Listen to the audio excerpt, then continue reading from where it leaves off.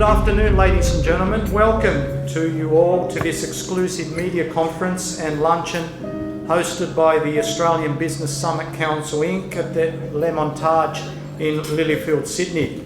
Let me begin by saluting the traditional Indigenous custodians of the land on which we have gathered today and by paying my respects to their elders past, present and future. I would also like to acknowledge the distinguished guests who have given generously of their time today to attend this very important event. His Excellency Dr. Ali Kraishan, PhD, Ambassador of the Hashemite Kingdom of Jordan. His Excellency Mr. Mohammed Khalil Morsi, Consul General of the Arab Republic of Egypt. His Excellency Mr. Mohammed Shakhawat Hossain, Consul General of the People's Republic of Bangladesh. The Honourable Dr. Francesco Giacobbe, Senator of the Republic of Italy, unfortunately is an apology. He told me that he returned from New Zealand yesterday after attending his son's wedding, and apparently the whole family has come down with a case of COVID, so we obviously wish them a full and speedy recovery. The Honourable Mr. Damien Tudehope, Member of the New South Wales Legislative Council. Ms. Stephanie De Pasqua, Deputy Mayor of the City of Canada Bay and Liberal Party candidate for Drummoyne in the upcoming New South Wales state election on the 25th of March. Mr. John Caputo, OAM, Mayor Emeritus of Warringah, Executive Director of First Real Estate DY and a board member of the Australian Business Summit Council Inc. Dr. Joseph Rizek, AM, Honorary Doctorate, CEO, Managing Director of the Arab Bank Australia Limited. Mr. Joe Qatar, AM, Founder and Executive Chairman of Dildam Developments. Professor Abdul Malak, CEO, AMM Group and former Chairman of the Federation of Ethnic Communities Council of Australia. Ms. Michelle Hutton, Vice Chair, APAC, CEO, Australia of Edelman, the largest public relations firm in the world by revenue with some 6,000 employees. Mr. Michael Rizek, OAM, Head of Trade Relations of the Australian Lebanese Chamber of Commerce. Ms. Zani Murnia, Diplomat, Consulate General of the Republic of Indonesia. Mr. Hario Yudhosedewo, Director of the Indonesia Investment Promotion Centre. Ms. Epi Ratri Zuwita, Deputy Director of the Indonesia Investment Promotion Centre. Mr. Amir Salem, OAM, President of the Australian Egyptian Forum Council, who is here today with his wife, Mrs. Salem. Dr. Anthony Pun, PhD, OAM, Chairman of the Multicultural Communities Council of New South Wales. Mr. Israel Lozano Barangan, Managing Director of Navanti Australia, which supports the growth and sustainability of the Australian shipbuilding industry. Dr. Jenmin Shen, SJD, Managing Director of Lavender Bay Solutions. Ms. Pratibha Banushali, Managing Director of Pro Accounting Solutions. Mr. Ruud El Ayoubi, Founder and Director of Alliance Project Group and Vice President of the Australian Business Summit Council Inc. Mr. Lee Alafaci, Principal of DRS ABCD First Aid Training. Dr. Michael Lee, PhD, Ambassador of Ping Pong Diplomacy. Dr. Anthony De Francesco, PhD, Founder, Director of Real Investment Analytics, who is here today with his lovely wife, Elia, and thanks to both of you for kindly attending our event.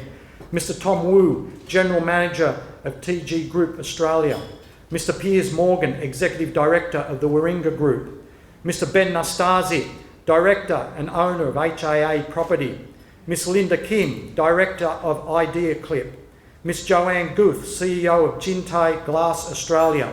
Mr. Andrew Lillicrap, CEO of the BCC Institute. Mr. Stefano Ragazzu, Managing Director of Tuscany Garden. Ms. Silvia Lianto, Manager of the Golden Gate Enterprise Pty Limited. Mr. Dixon Mack, Board Member of the Multicultural Communities Council of Australia, someone on whom you can always rely, a wonderful man, and thank you. I don't think he's arrived yet, but he's on his way, and I look forward to personally greeting the gentleman upon his arrival. Mr. Jonathan Wong, Principal of Avantor Lawyers. Mr. Greg Lee, President of the China Academy of Art. Mr. Shaoling Li, President of the Charming Asia Association. Mr. Sam Campione, Founder of UNICEF for Cancer Limited and also the founder of Campione Jewellery and a dear friend of ours. Miss Alice Gu, Director of the Alice in Wendyland Charity Limited, and Miss Nini Dagmaji, Principal, Osway Realty Group and Board Member of the ABSC Inc. If I've missed anybody, let me take this opportunity to humbly apologise. I think I probably missed Mr. Nimish Matani, who's the Vice President of the Association of Indian Chartered Accountants. He's actually the Vice President of the Australia branch. So thank you each and every one of you for coming today to this event. Two things I really want to say before we get things really underway, and that is that could you please not forget to leave your name tags before you leave? I mean, the last thing you want is to walk down the street and people greeting you and saying, "Hello, Sydney," and you're wondering, who is this person? How does this person know my name? As has happened to me in the past. The other thing is the flowers. Please do not take the flowers, but if you really want to, please talk to Sylvie about that after the event, and I'm sure she'll be happy to oblige. In terms of the program, the main program for today's event begins with my overview address, preceded by the serving of delicious alternate entries, which will be brought out pretty soon. Part 2 of the event features the first keynote address by His Excellency Dr. Ali Kraishan, Ambassador of the Hashemite Kingdom of Jordan. Part 3 of the event comprises the main course, with provisions made for those with special dietary requirements. Part 4 of the event features the second keynote address by the Honourable Mr. Damien Tudehope, Member of the New South Wales Legislative Council, followed by the serving of dessert. Part 5 of the event comprises a 30-minute interactive question and answer session between a special panel, the audience and representatives of the Australian Multicultural Press. And Part 6 of the event consists of the ABSC Inc. Presidents, in other words, my concluding address, and the official photo session under the Director of Master Photographer, Mr. John Jung, who's there right at the back of the room. He's the Director of Mickle Productions Pty Limited, followed by an informal networking informal networking opportunities among yourselves. So allow me now to take this opportunity to invite you all to enjoy the serving of the entrees for the next 15 minutes or so before we reconvene for part 2 of today's event. Thank you very much. The last thing we do is to stimulate informative debates and discussions on issues pertaining to business relationships between Australia and the international community.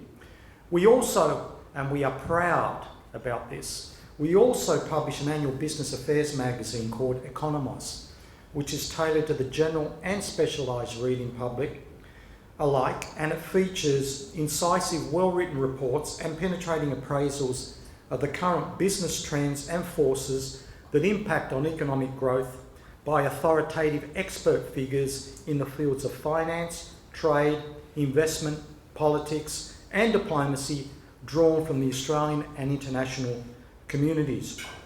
Economos aims to provide practical, comprehensive views, opinions, suggestions and solutions to bolster the Australian economy by strengthening commercial links and investment opportunities with our known regional trading partners and untapped extra-regional import and export markets.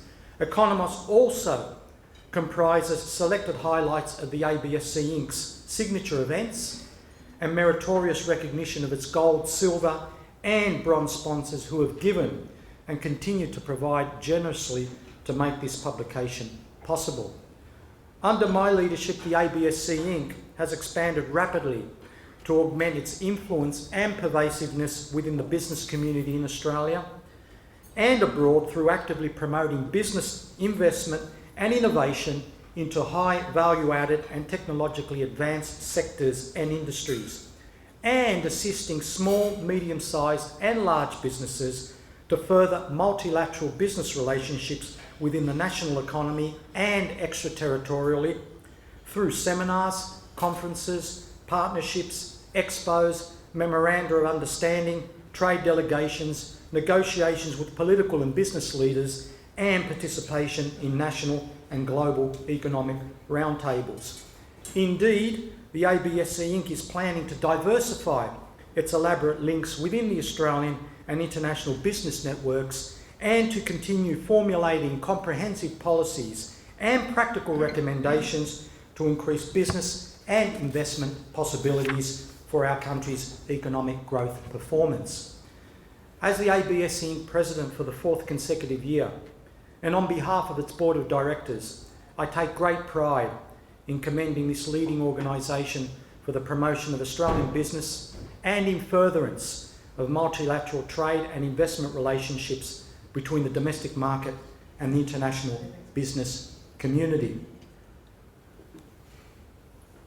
His Excellency Dr. Ali Kraishan, PhD, is the Ambassador Extraordinary and Plenipotentiary of the Hashemite Kingdom of Jordan to Australia and New Zealand since 2016. Prior to his posting to Canberra, His Excellency was a Director of the African Affairs Department at the Jordanian Ministry of Foreign Affairs and Expatriates from 2015 until 2016. His Excellency also served as a diplomatic attaché at the Jordanian embassies in Libya and the United Arab Emirates from 1993 to 1997, and as the Deputy Chief of Mission at his country's embassies in Tunisia, Morocco and Australia from 1997 to 2001, from 2002 to 2007, and from 2008 to 2013 respectively. His Excellency holds a Bachelor of Business Management degree and a Master's degree in Population and Development Policy Management, as well as a Doctor of Philosophy degree in Water Management. May I have a huge round of applause for His Excellency, the Ambassador Extraordinary and Plenipotentiary of the Hashemite Kingdom of Jordan to Australia and New Zealand. Ladies and gentlemen, distinguished guests, I would like to start today by acknowledging the traditional custodian of the land on which we are gathering today and pay my respect to their elders past and present.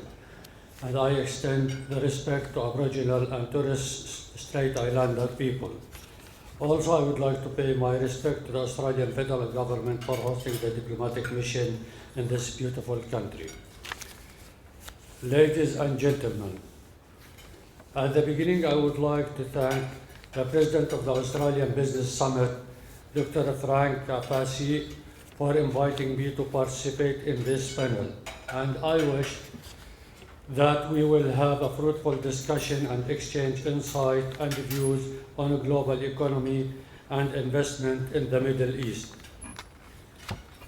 I would like to thank the Australian Business Summit Council on publishing my article on the fourth issue of Business Affairs magazine.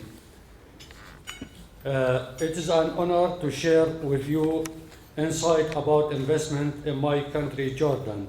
Despite the regional crisis that surrounded Jordan in the recent year, the Jordanian economy had proven its ability to adapt both external and internal shocks. The wisdom of His Majesty King Abdullah II played an important role in maintaining political stability and to preserve economic growth. In order to promote investment, the Jordanian government works so many aspects in this direction. And by these efforts, the investment legislation developed to help investors in establish their investment in Jordan. This law had also organized the work of both free zone and special development zone, which provide a modern infrastructure to conduct industrial activity and logistics service. The participation of the private sector in Jordan is also another important factor. The banking system in Jordan is considered to be advanced and a compliance with the international standard. Telecommunication services is considered as one of the best in the region. Ladies and gentlemen, while realizing its unique geographical location, centered in between Africa, West Asia, and Europe.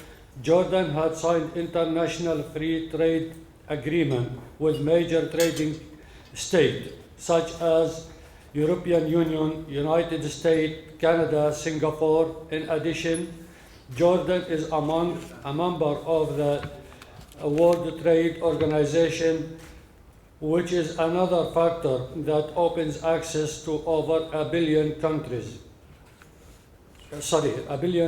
customers.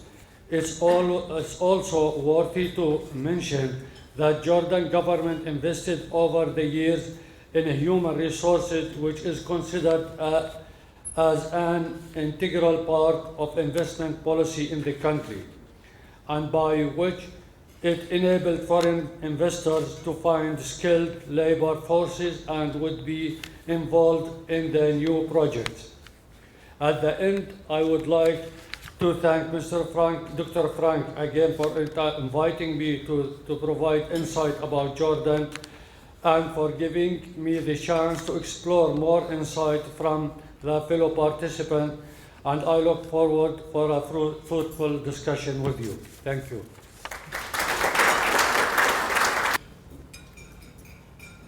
The Honourable Mr Damien Tudehope, Member for the Liberal Party in the New South Wales Legislative Council.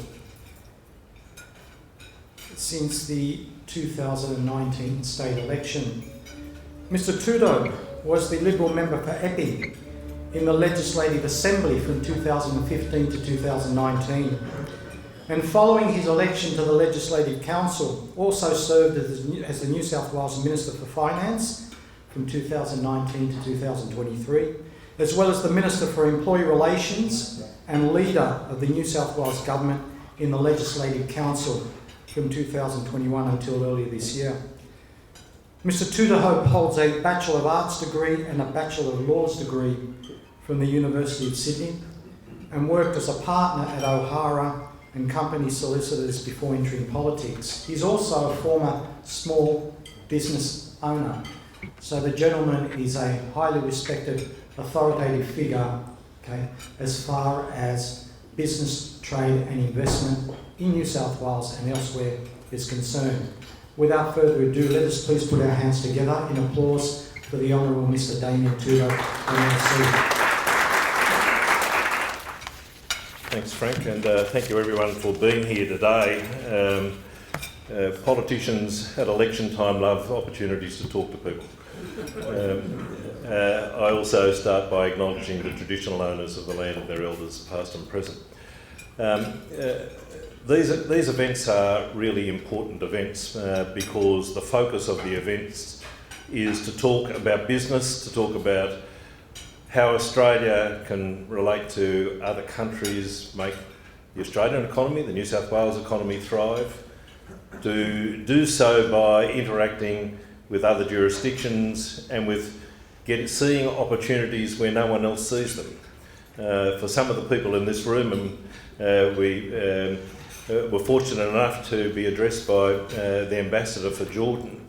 Now, the great opportunity in that is that probably we've never seen an opportunity of doing business with Jordan, and for an event like this to be able to present us with an exposure to that is an important capability of what these lunches are all about. I ought to also say that as much as I am really grateful for Frank for putting this sort of event on, I think we all ought to also thank Sylvia for what she does in making sure that this happens, because I'm sure Frank is the voice behind the microphone, but the woman who stands behind him and who makes these sort of events happen is certainly Sylvia, and so that's good.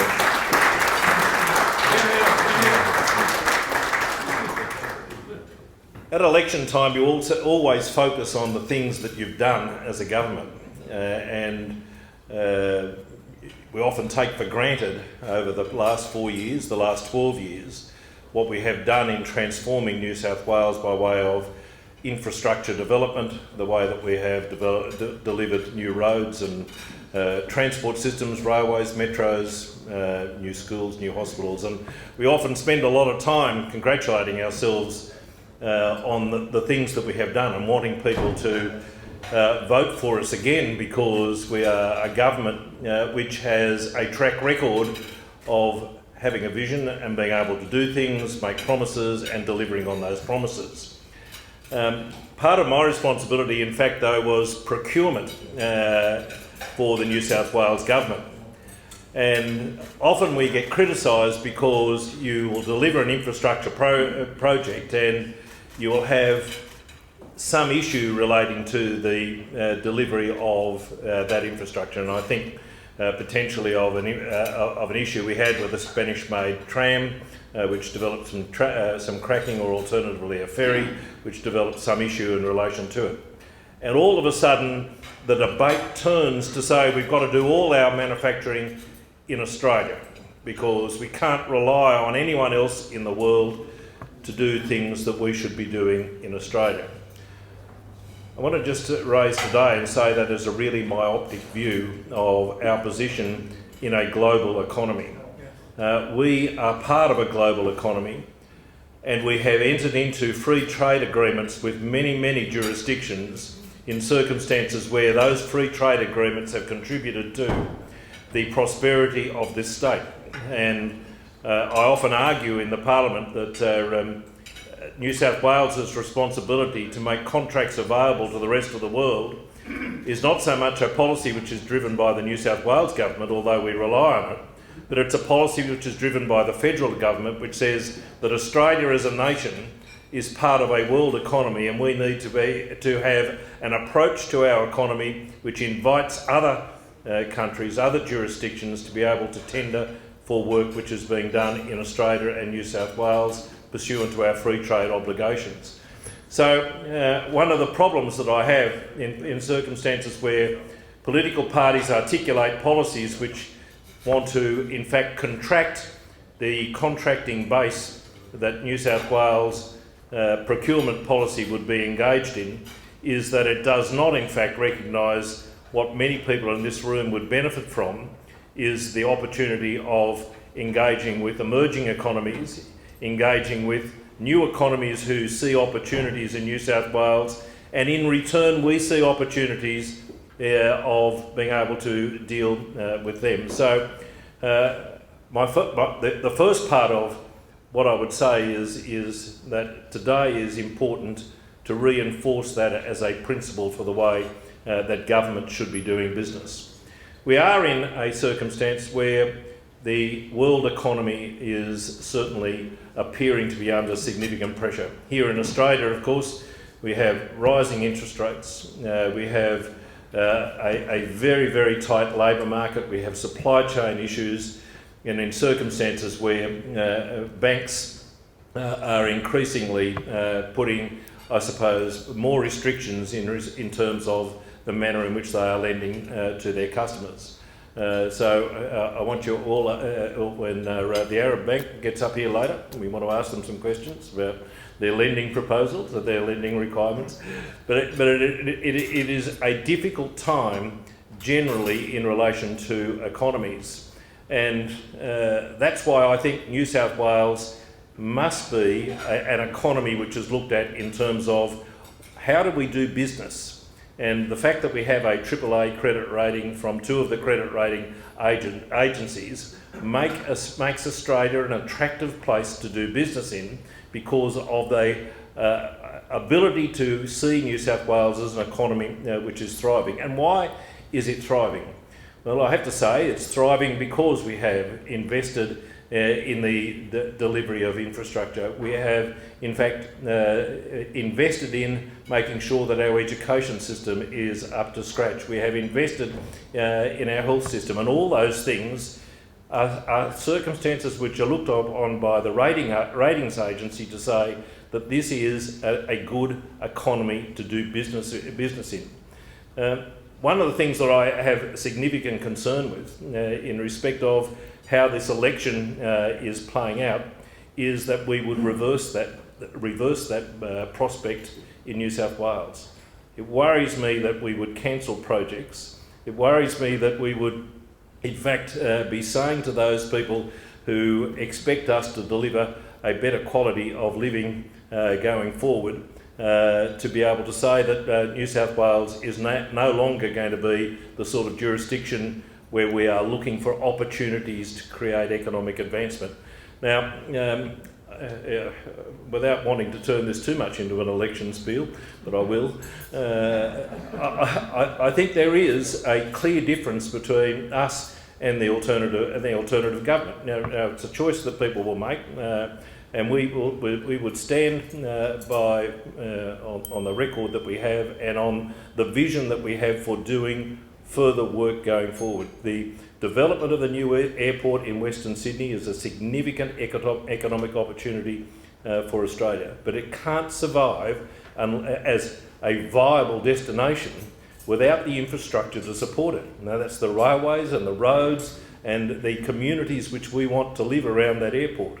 And there is, in my view, clearly the continuation of that investment is an important priority for New South Wales going forward, and any threat to that threatens the economic prosperity of this country. The second thing I would say is that that we need to be able to manage money in a way that shows that we have an ability to pay our debts. Now, the greatest expenditure we as a country have, as a state has, is the amount that we pay in wages to those people who work for. No problem with 48% of our expenditure is on wages to public servants. Now, an important thing, but in every business, if you want to improve your business, you have a vision for where you want to take the business in circumstances where you're able to control your expenses. Now, if you can't control your expenses, the vision for being able to take the business forward starts to diminish.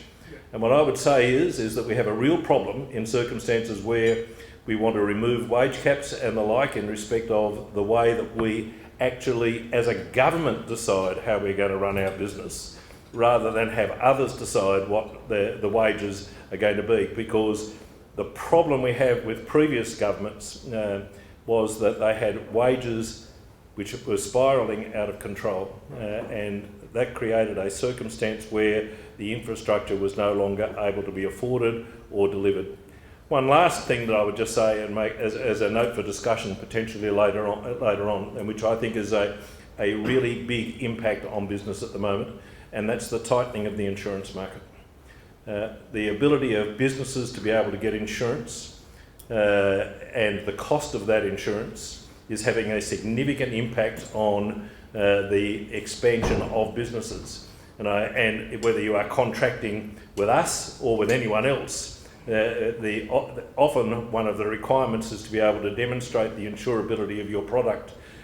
Currently in the global market, the delivery of insurance products is tightening and is acting as a constraint on businesses. So what I would like as part of the discussion that we're having today is to say, how do we make insurance more available? We've had very significant flood events and bushfire events. We've had COVID going forward.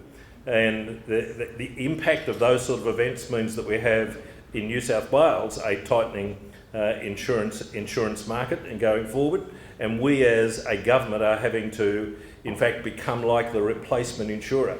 And it worries me that businesses are no longer taking out insurances on their own behalf, but are saying the government will bail me out. Well, when we get to that point, there is a significant problem for government if we portray ourselves as like the insurer of last resort. So we need to have policies which make it easier for people to get insurance, and if there are any insurance people in this room, I'd like to hear from them.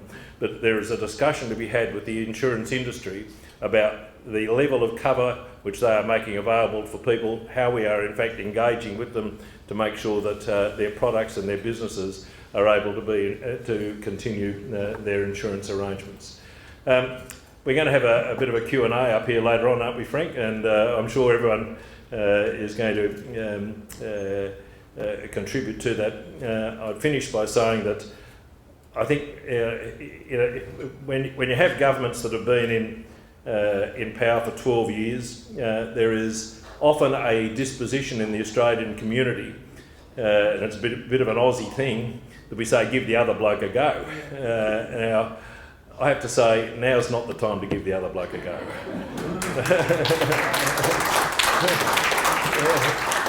While I understand the sentiment, sometimes the practical delivery of that may not necessarily be in the best interests of us all. So thanks for having me here today, Frank. I'm delighted to have the opportunity of engaging with all of you.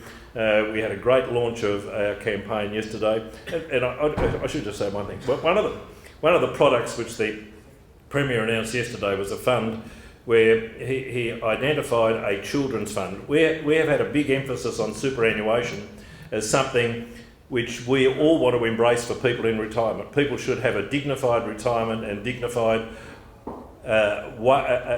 amount of savings to be able to live on so that they continue their lives in an appropriate way. One of the things that we've always ignored is that we in fact have kids who start out at 18 years of age and they've got nothing in the bank. One of the things that we announced yesterday was we wanted to give kids at 18 years of age money in the bank. And that means, starting with everyone in this room, your children, your grandchildren, you can contribute to a fund to make sure that when they turn 18, they will have money which is contributed to by you, by every parent, but also by the government, to make sure that they have a fund available to them for their education and for their housing when they turn 18 years of age. I have to say that's a visionary policy. I have to say that it is something I think that I haven't seen anywhere else, although someone did mention that Canada has a similar scheme. But those sort of visionary policies, which are for the benefit of families and school, I think are things worth embracing and would differentiate us from our opponents in terms of the vision that we have for families going forward. So thank you for having me here today. It's been great to be able to participate, and I look forward to the Q&A going forward. Well, what else can I say after a speech like that? I mean, Mr. Tudehope MLC has to be one of the best speakers who can speak off the cuff extemporaneously that I've ever come across. And I'm an academic, I'm a lecturer, but by God, I was tempted to take out my pen and notepad and start taking out notes, because the gentleman covered so much in such a concise, clear, unambiguous way as to leave no doubt whatsoever as to the wealth of knowledge and expertise that the gentleman has. And that's one of the reasons why we invited him to attend our event today. So please, another huge round of applause for Mr. Tudehope. I believe that dessert is going to be served very, very, very shortly, and I hope that you enjoy the exquisite dessert selection and the networking opportunities for the next few minutes. We're running a little bit behind schedule, so what I'll do is I'll just continue as the entrees are being brought out to you. Today, in this marvellous 5-star venue, the Australian Business Summit Council Inc. is privileged to announce the forthcoming publication of the 4th issue of the Council's business affairs magazine, Economos, in May 2023. And we're going to launch it at our annual gala dinner, okay, on the 4th of May, 6:30 for a 7 p.m. start, upstairs in the Diana room of this venue, Le Montage. It's a fantastic venue. It's a fantastic venue in terms of the location, in terms of the quality of the different rooms that they have here on offer, in terms of the quality of the people that Sue and I have had the pleasure and privilege of engaging with over the past few weeks, in terms of the spectacular views that this venue has to offer, and of course, from a more practical perspective, in terms of the ample parking opportunities that the venue has. So we're really, really looking forward to our annual gala dinner on the 4th of May, to which you will all receive an invitation in due course. So just make sure you check your spam mail in case our invitations happen to end up in your spam inbox. Now, as an evident Greek play on the English term that denotes the study of the distribution of wealth and income, Economos presents well-written, informative articles penned by distinguished members of the Australian and the international business and diplomatic community, including highlights of the ABSC Inc.'s networking seminars, conferences, partnerships, expos, memoranda of understanding, all the things that I mentioned before, trade delegation visitations, negotiations with political and prominent business leaders, and participation in economic roundtables, whether they be domestic or international. Economos issue 4, May. Actually, it's April 2023, but we're launching it in May at our annual gala dinner. Would not have been possible without the generous contribution of our sponsors. Alliance Project Group, led by Mr. Ruud El Ayoubi, who's also a board member of our organisation, and Ruud is seated over there. Ruud, thank you. Swan Wine Group, which is one of the most successful wine producing and exporting companies in Australia, led by Mr. Wei Li and Ms. Wendy Mao, who unfortunately cannot be here today because they're currently overseas on business, but they are represented here by their lovely son Gavin. Where's Gavin? Gavin, thank you. The Arab Bank Australia Limited, another one of our wonderful sponsors, led by the CEO and Managing Director of the bank, Dr. Joseph Rizik AM, who's seated over there. Thank you, Mr. Rizik. And also the DRS ABCD First Aid Training, which is led by my brother, Lee Alafachi, over there. No resemblance, but we are brothers. Okay, thank you very much, Lee. Sylvia, have I forgotten anybody? You sure? Defer to your better judgment. Okay. All right. Moreover, I would like to express my heartfelt gratitude and appreciation to the 16 article contributors to Economos, issue 4, April 2023, besides myself as the lowly 17th article contributor. And these 16 distinguished individuals are as follows. His Excellency Mr. Paolo Crudele, Ambassador of Italy. Her Excellency Miss Alicia Mora Revilla, Ambassador of Spain. His Excellency Mr. Mauricio Carvalho Lirio, Ambassador of Brazil. His Ambassador Mr. Maximo Garland, Ambassador of Argentina. Her Excellency Miss Isabel Patino de Villarreal, Ambassador of Panama. His Excellency Dr. Ali Kraishan, PhD, Ambassador of Jordan. Thank you very much, sir. Her Excellency Miss Wassane Zailaki, Ambassador of Morocco. His Excellency Mr. Zahid Hafiz Chowdhury, the High Commissioner of Pakistan. Miss Agata Utnika, Chargé d'Affaires ad interim of the Embassy of Poland. Miss Diana Carvajal Toscano, Chargé d'Affaires ad interim Embassy of Colombia. Mr. Piers Morgan, Executive Director of the Warringah Group Pty Limited. Thank you, Piers.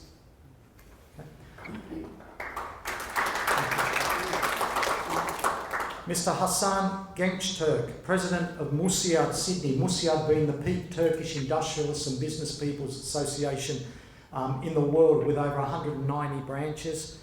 There's one of them here in Sydney. Dr. Rateb Nyeid, PhD, President of the Australian Federation of Islamic Councils. Dr. Anthony De Francesco, PhD, Managing Director of Real Investment Analytics Pty Limited. Thank you, Anthony. Where's Anthony? Thank you very much. Dr. Jehu Shim, PhD, Adjunct Professor of the School of Business and Technology at the Korean Advanced Institute of Science and Technology that Sylvia and I had the pleasure and honour of meeting when we visited Korea, South Korea in August, I think it was, last year. And Dr. Angus Hook, PhD, Emeritus Professor of Finance Entrepreneurship at the University of Nottingham in Ningbo, China. So can I please have a huge round of applause for all of those distinguished people. And now may I also invite each and every one of you to enjoy your desserts and we'll reconvene again shortly for the panel discussion. Thank you very, very much.